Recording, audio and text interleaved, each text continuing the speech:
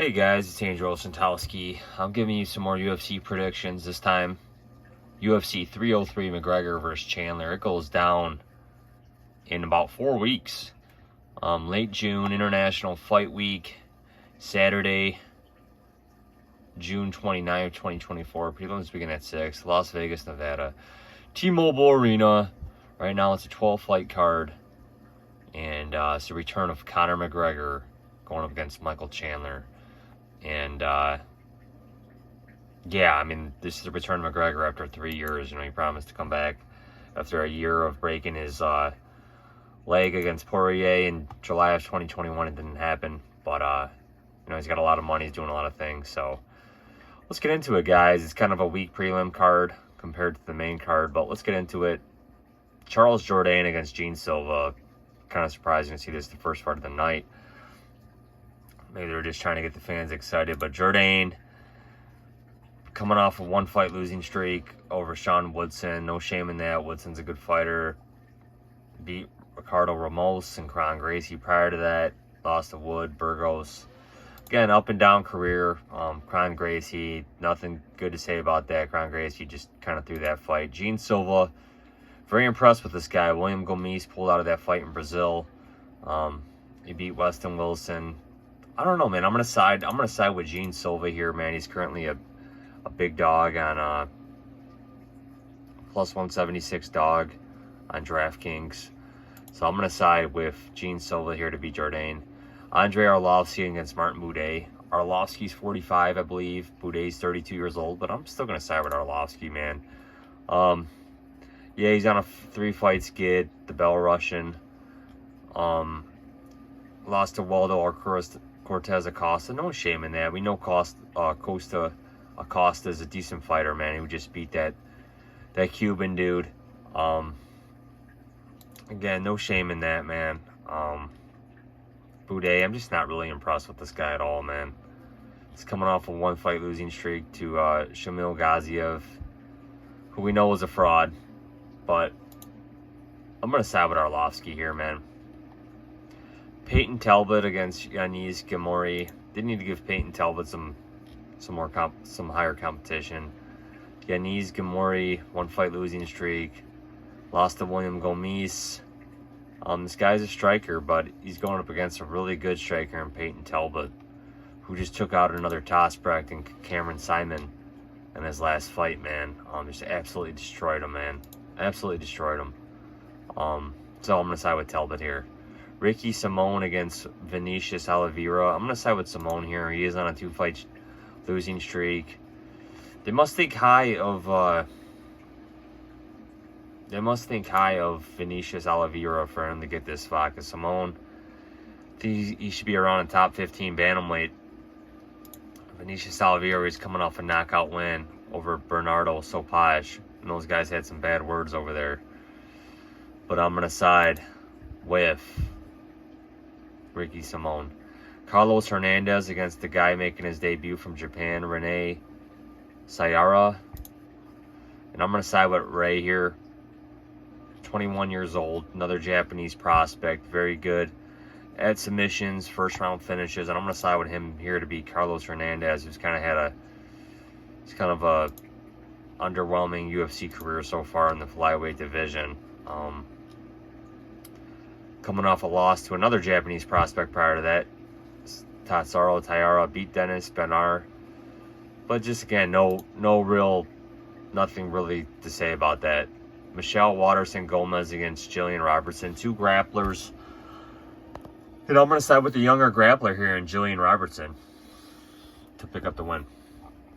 Cub Swanson against Andre Fili. Again, 2 veterans of the sport fighting at featherweight. And I'm going to side with Cub Swanson here.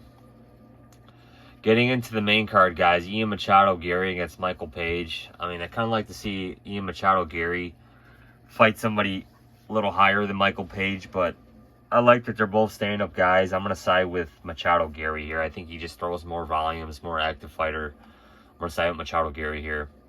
Myro Bueno Silva against Meiji Shiasan. 2 female grapplers fighting at bantamweight in the female bantamweight division. Bueno Silva coming off that title loss to Raquel Pennington back in January. Bueno Silva, I mean, she looked good the first couple rounds, but, you know, Pennington got out of her submissions and just grinded her out, man. And I did like that fight. I know a lot of people didn't like that fight. I did like the fight because Bueno Silva was going for submissions, but Pennington just gutted her out, man. Better cardio, and just she started to take her down and control her. But Meisei Shiazan, I don't really know what to say about her, man. She's had an up and down career, just hard to get a read on her. And I'm just gonna side with Bueno Silva here. Joe Pyfer against Marc-Andre Barriault. Again, this is a 3-round fight, so I think this is going to benefit Pyfer. His cardio wasn't that bad against Hermansson, but Hermansson weathered the first 2 rounds, which Pyfer won in one rounds 3, 4, and 5.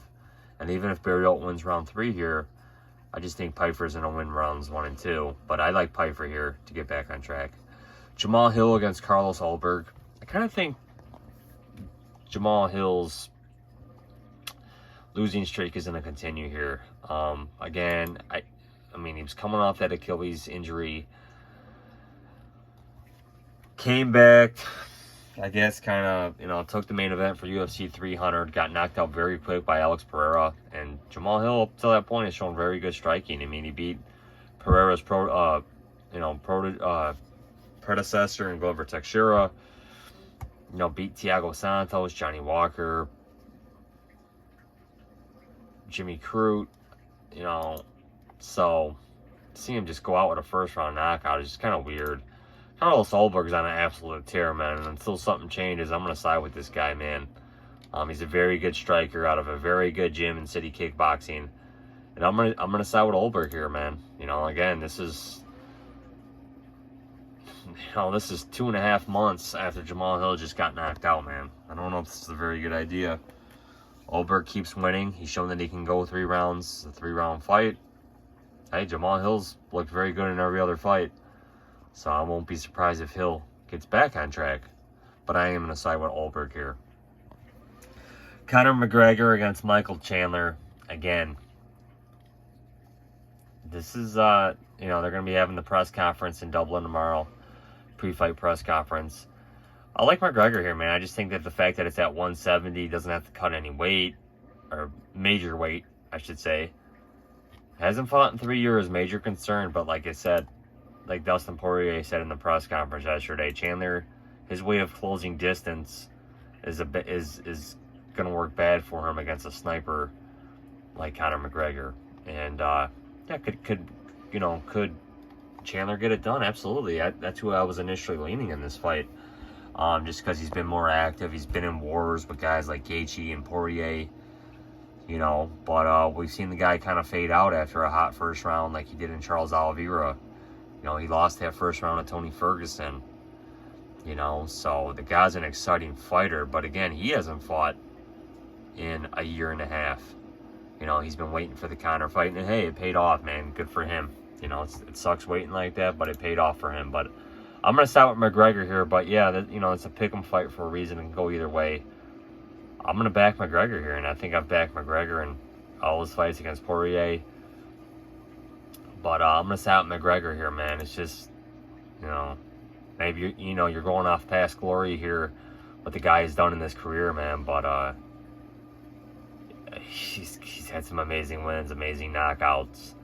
And the fact that it's taking place at 170, against Chandler, who's shorter than him, stockier than him. He's a tank at 55, but, McGregor will have a 3-inch reach. Chandler's older.